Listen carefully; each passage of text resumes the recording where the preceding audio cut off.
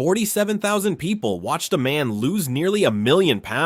They laughed, they sympathized, they came back for more, and not one of them, not one farming journalist, not one agricultural economist, not one television critic across 3 series in 4 years asked the only question that actually mattered: was he losing it on purpose? Because here is what the cameras never showed you. Here is what the interviews never said. Here is what the farming press, the television press, and every analyst who covered Clarkson's farm completely missed. The losses were the product. Every pound that disappeared from Diddley Squat's accounts was earning multiples somewhere else. Every failed harvest was a narrative asset. Every planning rejection was a marketing event with a global audience. This was never a farming mistake. It was the most sophisticated loss leader strategy in the history of British television. And the people who should have caught it, the ones paid to understand agriculture, media, and money, were looking in completely the wrong direction. By the time you finish this, you won't ask why Clarkson kept losing money. You'll ask why nobody else has been brave enough to copy him. If you're new here, subscribe now. We cover the business stories behind British culture that nobody else bothers to join up. Cast your mind back to 2008. Jeremy Clarkson, son of a Paddington Bear toy salesman from Doncaster, television presenter, professional contrarian, paid £6 million for 1,000 acres of Cotswolds farmland he had absolutely no idea how to run. That detail matters. Not because it's funny, though it is. Because it's true. He was not a farmer pretending to be a television presenter. He was a television presenter who accidentally became a farmer. The distinction is everything. Year 1 produced a profit of £144, not £144,000, £144. Enough to buy a decent meal in the kind of restaurant Clarkson writes about in his Sunday Times column. The farming press found this hilarious. The agricultural community found it predictable. Celebrity buys farm, celebrity loses money, celebrity goes back to television. Nobody noticed that the television part was paying for everything. Amazon Prime had agreed a deal, later estimated at between 10 and 12 million pounds annually, to film whatever happened on that farm, which meant that Clarkson's losses on the agricultural side were not losses at all. They were content, expensive, authentic, emotionally resonant content that Amazon could not have manufactured in a studio for 10 times the budget. The farm wasn't the business. The farm was the film set, and Amazon was paying the rent. This is the part that changes how you read everything that follows, because once you understand that structure, the 800,000 pound question stops being about farming and starts being about something far more interesting. Here is what nobody in British agriculture had understood. Authenticity cannot be bought, it can only be found and then documented. Clarkson's farm worked not because Clarkson is charming, though he is, and not because the Cotswolds are beautiful, though they are. It worked because the failure was real, the frustration was genuine, the learning curve was humiliating and unscripted and honest in a way that television almost never is. Every crop that failed, every piece of machinery that broke, every argument with a planning officer, every moment where a man who once drove Ferraris across continents stood in a muddy field completely defeated by a field of oilseed rape. Real. All of it real. And Amazon was broadcasting every pound of that failure to 200 million subscribers worldwide. Now consider what Kaleb Cooper was worth inside that structure. Kaleb Cooper, the farm manager who was already working at Diddley Squat before Clarkson bought it, who had never sought television, never performed for a camera, never considered himself anything other than a farmer,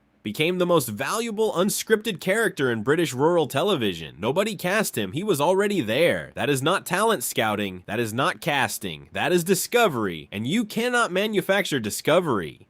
You can only find it and then point a camera at it. By Series 3, Kaleb Cooper had a book deal, a public profile that reached beyond anything a conventional television agent could have engineered, and a cultural footprint that made him a young farmer from Oxfordshire, or one of the most recognized faces in British agriculture. He was never the supporting act, he was the proof of concept. But now here's where the story stops being about television and starts being about money, specifically about £847,000 in documented farming losses across the first 3 operational years years at diddly squat. That number has been reported. It has been analyzed. Several farming journalists have written sympathetic pieces about the difficulty of modern British agriculture, using Clarkson's losses as their central exhibit. Every single one of them got the story backwards, because here is what those losses actually bought. They bought 250,000 annual visitors to a farm shop that started with 44,000 pounds in assets, and within 12 months was valued at 1.34 million pounds. They bought a beer brand, Hawkstone, that generated 7.8 million pounds in its first measured year, scaled to 21.3 million pounds in annual revenue by 2025, achieved a 134% annual growth rate, and carries a current valuation of approximately 75 million pounds. They bought a pub, The Farmer's Dog, purchased and renovated for 1 million pounds, now employing 146 people and drawing visitors who come specifically because they have watched the farm on television. They bought a brand so powerful that Carlsberg, one of the largest brewing conglomerates on earth, reportedly offered 50 million pounds to acquire Hawkstone. Clarkson said no. Think about that for a moment. A man who lost nearly £1 million farming turned down 50 million pounds for a beer brand he built in 3 years, because he understood that the brand was worth more than the offer. That is not a celebrity vanity project. That is a capital allocation decision of extraordinary sophistication. Stop, because what comes next is the part that even the people who follow this story closely have never fully joined up. And it changes the entire moral of this story. The council battle. West Oxfordshire District Council, and let us name them precisely, because precision matters when we discuss what they actually achieved. Spent the better part of 3 years attempting to regulate, restrict, and ultimately limit what Jeremy Clarkson could do on his own land. They blocked the farm shop's initial expansion. They imposed a sourcing radius of 16 miles, meaning the shop could only sell produce from within a 16-mile radius of diddly squat. They objected to parking. They objected to signage. They objected to visitor numbers. They generated correspondence, planning hearings, legal challenges, and bureaucratic friction on a scale that would have destroyed a conventional rural business. And here is what West Oxfordshire District Council actually produced. Episodes. Every objection was a plot point. Every rejection was a narrative escalation. Every planning hearing was a scene. The council, like staffed by people who genuinely believed they were performing regulatory oversight, were in practice the most prolific unpaid writer's room in British television history. The council thought they had leverage. They were funding the series. And here is the counterintuitive detail that the videos on this topic have universally missed. The 16-mile sourcing restriction that the council imposed as a punitive condition on the farm shop became, in Lisa Hogan's own words, the best thing that ever happened to them. Lisa Hogan, Clarkson's partner, the person who actually built the operational architecture of the diddly squat commercial enterprise while the cameras were pointed elsewhere, later acknowledged that the restriction forced them to find local suppliers they would never have discovered under normal circumstances. Suppliers whose stories became content. Suppliers whose products gave the farm shop a provenance and authenticity that Tesco, with 65 billion pounds in annual revenue, cannot replicate, because Tesco cannot restrict itself to 16 miles and survive. The limitation became the competitive advantage. The punishment became the product. Now consider what Clarkson actually lost. Not money, not credibility, not business momentum. He lost the narrative that he was losing, because the 847,000 pounds in farming losses, the number that launched 1,000 sympathetic farming journalism pieces, and was not a net loss on the enterprise.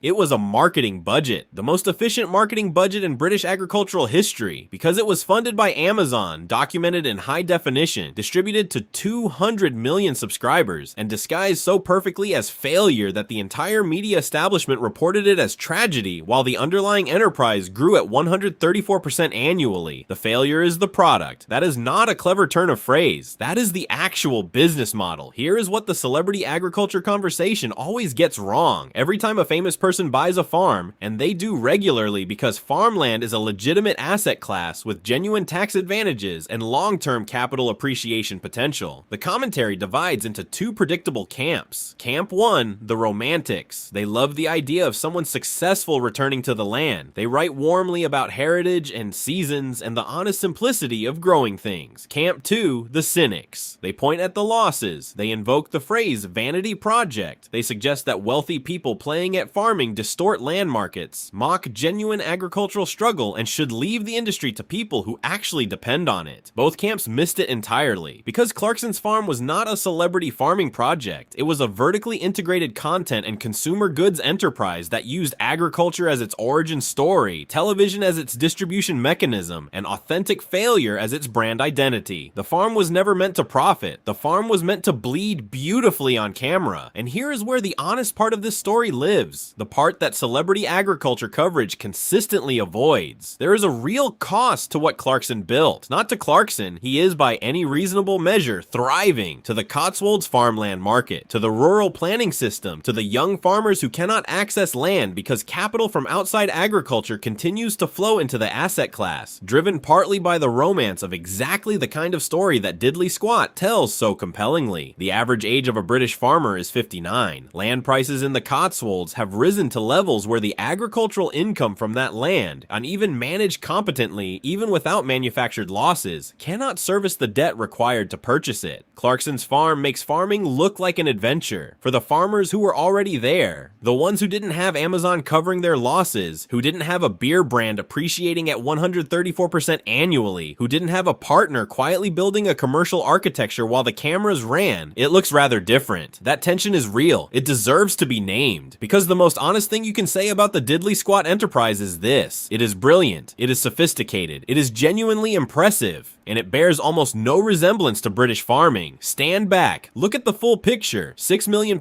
paid for 1,000 acres in 2008. Current land valuation, £12.5 million on the land alone. Total enterprise value, approaching £45 million when the farm shop, the beer brand, the pub, and the associated intellectual property are assessed together, from a first-year profit of £144 to an enterprise worth £45 million.